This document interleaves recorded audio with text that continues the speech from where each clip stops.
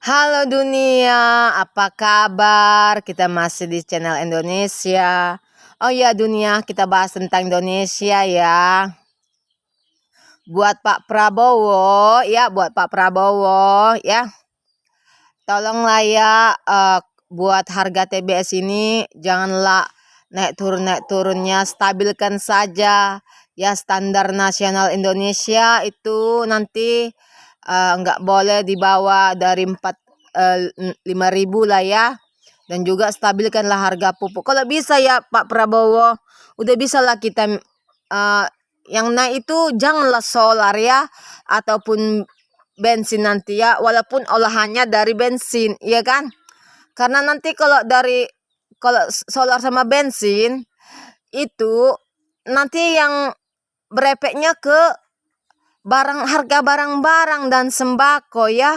Karena kan biaya kosnya itu kan udah naik gitu kan. Nanti semua sepepak pun jadi naik karena biaya kosnya untuk transportasi naik.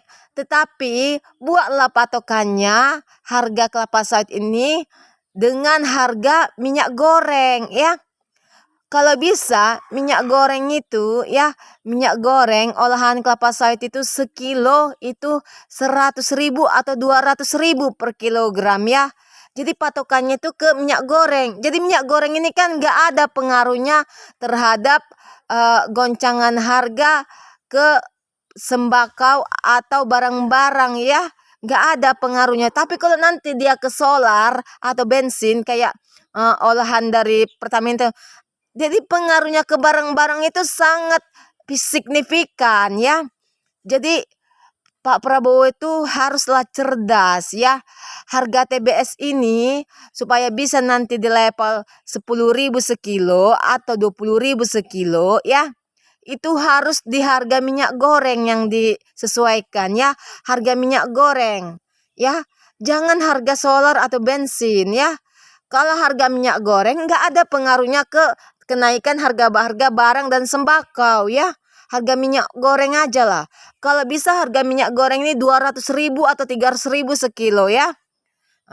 Karena biar orang-orang nggak jadi tukang goreng semuanya ya kan. Biar bertani orang itu, jadi nggak pala penuh goreng-gorengan ini ya. Kalau bisa ke minyak goreng yang ditekankan itu ke minyak goreng ya, supaya harga TBS kita tembus 10.000. Dan juga ya harga pupuk ini netralkan lah ya, biar kami ini petani-petani ini yang di hutan ini ada teroris kawanan lonte komplotan Johari ini ya, supaya bisa lah pindah dari sini ya. Karena Pak Prabowo pinjaman dari bank nggak ada loh ya, susah loh ya. Apalagi di bank itu kan Jawa, Batak, Minang, Pantek semua ya, Pantek itu semua, Bujang Inam semuanya itu di situ ya. Karena mereka itu sekolah kayak Menteri Keuangan di Bank BRI, Mandiri, Indonesia itu ke sekolah mereka itu dari jual PP itu dulu ya. Jual PP sambil pijak plus ya kan. Sambil jual teh botol socro, pokoknya jual PP lah. Buat obat tidur, curi uang pelanggannya kan. Makanya orang itu nggak ngasih pinjaman besar ya kan. Supaya bisa bangkit pekebun, nggak di hutan ini aja ya. Karena di hutan ini Pak Prabowo dibantai sama komplotan Johari anjing. Kau tahu lah ya, otaknya mereka tuh sama ya. Otak mereka tuh satu ya. Yang bilang nggak satu itu hanya kawan-kawanan orang yang tak waras ya, atau orang yang sok waras lah istilahnya. Jadi itulah pesan saya kepada Pak Prabowo ya. Tolonglah pekebun-pekebun ini supaya nggak di hutan, itu tolonglah sesuaikan harga sawit ini dengan harga minyak goreng. Jangan ke harga solar atau bensin ya. Jangan ke minyak goreng aja. Kalau bisa minyak goreng itu 200.000, 500.000 sekilo ya. Buat nilai minyak goreng itu ya, karena kan semuanya mahal. Cabai, bawang, kebutuhan sehari-hari itu juga di atas 50.000 semua sekilo kan. Bahkan sayur-sayuran aja pun udah melambung tinggi ya. Jadi itulah Pak Prabowo harus cerdas.